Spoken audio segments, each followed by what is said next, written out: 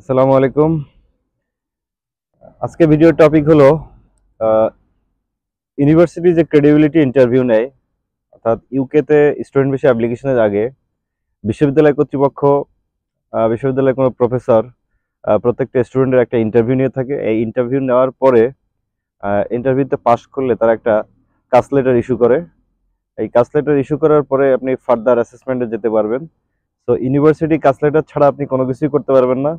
আর university ইন্টারভিউটা একটা গুরুত্বপূর্ণ স্টেপ ইউকে বিশ্ববিদ্যালয়তে ভর্তি হওয়ার জন্য। তবে অনেকের মনে এই ইউকেভিএ ইন্টারভিউ যেমন একটা ভয়ানক জিনিস মনে করে সবাই, ঠিক তেমনি ইউনিভার্সিটির যে ক্রেডিবিলিটি ইন্টারভিউ আছে এটাও অনেকে খুবই টেনশনের একটা কারণ মনে করে। সুতরাং আজকে আপনাদেরকে আমি বলে দিব যে ইউকেভিএ ইন্টারভিউ এবং ক্রেডিবিলিটি ইন্টারভিউ, এই দুইটা ইন্টারভিউ প্রায় সেম সেম। তবে ইউনিভার্সিটি থেকে যে ইন্টারভিউটা নেয় ক্রেডিবিলিটি ইন্টারভিউটা, এখানে কি কি প্রশ্ন করে, আমি যে যে প্রশ্নগুলো আজকে বলবো এই প্রশ্নগুলোর মধ্যে আপনি সবগুলো প্রায় কমন পাবেন।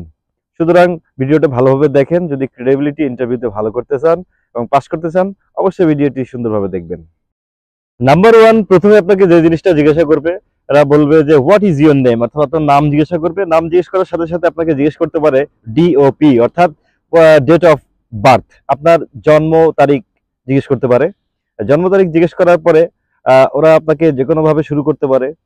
প্রথমত আপনাকে খেয়াল রাখতে হবে যে প্রথমে বলতে পারে যে UK instead of your home country, মানে আপনার দেশের পরিবর্তে আপনি কেন ইউকেতে আপনি পড়তে আসতে চান। এরপরে আবার জিজ্ঞেস করতে পারে ইউকে ওভার আদার ওভারসিজ স্টাডি অপশনস, অন্য অন্য দেশেও তো আপনি যেতে পারতেন, কিন্তু ইউকেতে কেন আসতেছেন, এটা আপনাকে জিজ্ঞাসা করতে পারে। এছাড়া ইউকের এডুকেশন সিস্টেম নিয়ে আপনাকে জিজ্ঞাসা করতে পারে। এই ইউকের এডুকেশন সিস্টেমটা কেমন, এই সম্পর্কে আপনার কেমন অভিজ্ঞতা আছে, আপনি কোনো রিসার্চ করছেন কিনা, এর উপরে কোনো ইনফরমেশন আপনি জানেন কিনা, এটা ওরা দেখতে পারে টেস্ট করে।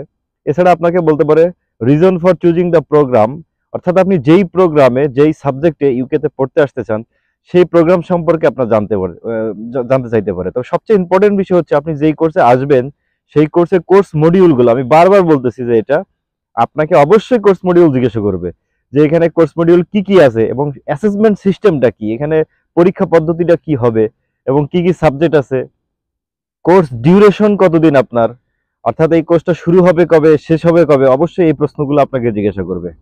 আর মডিউলটা খুব ভালোভাবে, যে ইউনিভার্সিটিতে আপনি অ্যাডমিশন নেবেন সেই ইউনিভার্সিটিতে ওয়েবসাইটে গেলে মডিউলগুলো থাকে এবং মডিউলগুলো খাতায় লিখে ভালোভাবে প্র্যাকটিস করবেন। এখান থেকে অবশ্যই আপনাকে প্রশ্ন জিজ্ঞাসা করবে। আর এটা না জানা মানে ওরা ধরেই নেয় আপনি আসলে রিয়েল স্টুডেন্ট না। সো এই আপনি যে সাবজেক্টে পড়তে আসছেন সেই সাবজেক্ট সম্পর্কে যদি আপনার নলেজ না থাকে, সেই সাবজেক্টে কি কি কোর্স আপনি পড়বেন সেটা যদি নলেজ না থাকে, তাহলে সেটা আপনাকে ফেক স্টুডেন্ট বলে ধরে নেবে। এরপরে আপনার হচ্ছে reason for choosing this particular university, আপনার ইউকেতে অনেক ইউনিভার্সিটি আছে, কিন্তু এই ইউনিভার্সিটি কেন, এই জন্য আপনার আরো একটা বা দুইটা ইউনিভার্সিটির নাম আপনি বলবেন। বা এটা বলার দরকার নাই, যদি আপনি কম্পারিজন চায় আপনার কাছে যে অন্য ইউনিভার্সিটি কেন, সেক্ষেত্রে আপনি ইউনিভার্সিটির সাথে কম্পেয়ার করে এই ইউনিভার্সিটি কেন চুজ করলেন সেটা সম্পর্কে আপনাকে ভালোভাবে প্রেজেন্ট করতে হবে। সুতরাং আপনি যে ইউনিভার্সিটিতে যাবেন সেই ইউনিভার্সিটি সম্পর্কে আপনার ভালো ধারণা থাকতে হবে, কেন এই ইউনিভার্সিটির এই কোর্সটা আপনি করতে আসছেন। ইভেন ওই ইউনিভার্সিটি আশেপাশে লোকেশন গুলো সম্পর্কে আপনার একটু আইডিয়া থাকতে হবে। ইউনিভার্সিটির আশেপাশে কি আছে, ইউনিভার্সিটির ফ্যাসিলিটিস কি কি আছে, যেমন ল্যাব আছে, স্পোর্টস সেন্টার আছে, তারপরে আদার্স ওদের এনভায়রনমেন্ট কেমন, এই বিষয় সম্পর্কে আপনার ভালো ধারণা থাকতে হবে। এবং এই ইউনিভার্সিটি কেমন আপনাদেরকে স্টাডি কেমন, এই ইউনিভার্সিটির লেখাপড়া কেমন, সেটাও আপনাকে একটু বিশ্লেষণ করতে হবে। আরেকটা বিষয় হচ্ছে ইউনিভার্সিটির লোকেশন। এদেশে একটা ইম্পর্টেন্ট জিনিস হচ্ছে পোস্ট কোড। প্রত্যেকটা অ্যাড্রেসের একটা নির্দিষ্ট পোস্ট কোড আছে। এরপরে রোড নাম্বার, ওই এলাকার নাম। আপনার ইউনিভার্সিটিটা কোথায় এটা আপনি জানেন না, তাহলে আপনি রিয়েল স্টুডেন্ট এটা আসলে বিশ্বাস করা একটু কঠিন হবে যে আপনার ক্রেডিবিলিটি ইন্টারভিউটা নিবে। এই জন্য আপনার ইউনিভার্সিটির লোকেশন সম্পর্কে আপনার ভালো আইডিয়া থাকতে হবে। এরপরে যে জিনিসটা আপনাকে জিজ্ঞাসা করতে পারে, দেখা যাচ্ছে আমি এটা আবারও একটু মেনশন করতে চাই, আপনাকে আপনার যে কোর্স মডিউল এটা সম্পর্কে আপনাকে প্রশ্ন করবেই করবে। সুতরাং এই কোর্স মডিউল সম্পর্কে খুব ভালো একটা আইডিয়া আপনার থাকতে হবে। এর পাশাপাশি আপনাকে জিজ্ঞেস করতে পারে আপনার যে সিভিটা আপনি ওখানে ড্রপ করবেন সেই সিভি সম্পর্কে আপনার ভালো জ্ঞান থাকতে হবে। সেই সিভিতে আপনি যদি আপনার কোনো স্টাডি গ্যাপ থাকে, কেন সেই স্টাডি গ্যাপ আছে, এবং আপনি এই স্টাডি গ্যাপের জন্য আপনি যে জব এক্সপিরিয়েন্স দেখিয়েছেন, সেই জব এক্সপিরিয়েন্স আপনি এমনও হয়েছে যে আমার ক্ষেত্রে আপনি কবে জবে জয়েন দিছেন, কবে জব থেকে লিভ নিছেন, সেই ডেট পর্যন্ত আমাকে জিজ্ঞাসা করছে। সুতরাং আপনাকে আপনার সিভি সম্পর্কে, আপনার যে জব এক্সপিরিয়েন্স দিছেন সেটা সম্পর্কে খুব ভালো একটা আইডিয়া কিন্তু এখানে থাকতে হবে।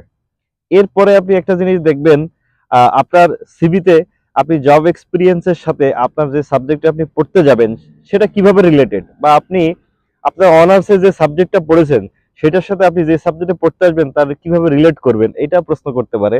এবং আপনি অনার্সে ইভেন কি কি সাবজেক্ট পড়ছেন, আহ, ওইখানে কয়েকটা কোর্স মডিউল আপনাকে জিজ্ঞাসা করতে পারে, কারণ আপনি ইতিমধ্যে ইউনিভার্সিটিতে তখন কিন্তু আপনার ট্রান্সক্রিপ্ট এবং সার্টিফিকেট তাদের কাছে থাকবে। সুতরাং এটাও আপনাকে মিলিয়ে দেখতে পারে যে আপনি অনার্সে পড়ছেন, আপনি অনার্সের কয়েকটা মডিউলের নাম বলতে পারেন কিনা, কি কি কোর্স পড়ছেন বলতে পারেন কিনা।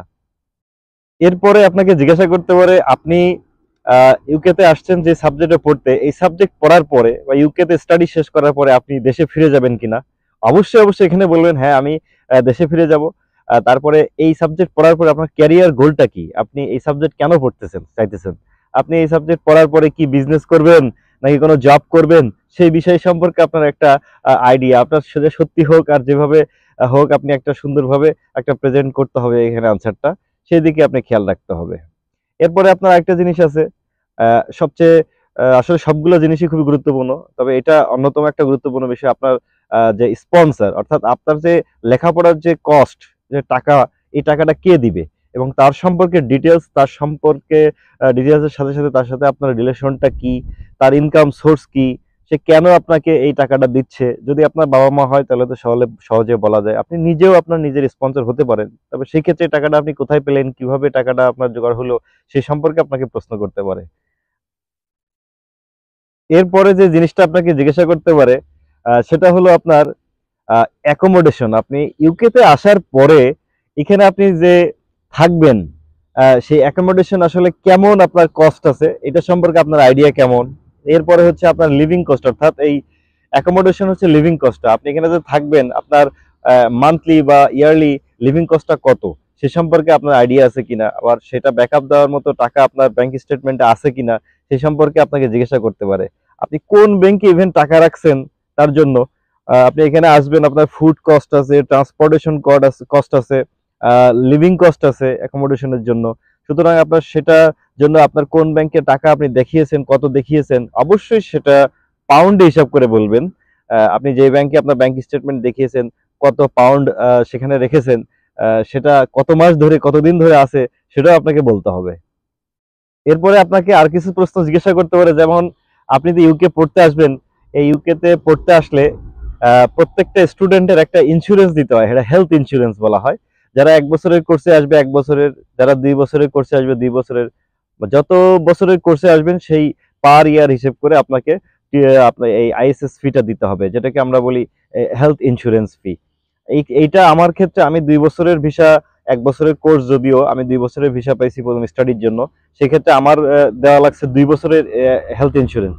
ঠিক তেমনি আপনাদের ক্ষেত্রেও এটা আপনাকে জিজ্ঞাসা করবে, এই জন্য এই বছরের একদম নিউ আপডেটেড যে হেলথ ইন্স্যুরেন্স সে সম্পর্কে আমি ভিডিও দিব পরে, এটা কত আছে সেটা আপনি খাতায় লিখে নিজে জেনে রাখবেন।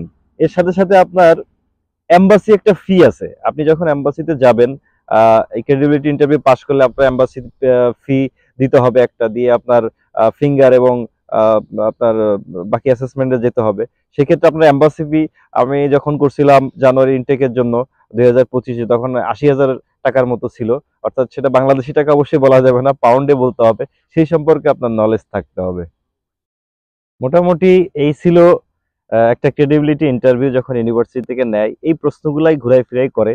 সুতরাং আপনি ক্রেডিবিলিটি ইন্টারভিউতে যাওয়ার আগে আমার এই ভিডিও দেখে এই প্রশ্নগুলো সম্পর্কে একটা ভালো প্রিপারেশন যদি নিতে পারেন, আশা করি এই ক্রেডিবিলিটি ইন্টারভিউতে আপনাকে আটকাতে পারবে না, আপনি অবশ্যই ইনশাল্লাহ পাস করবেন।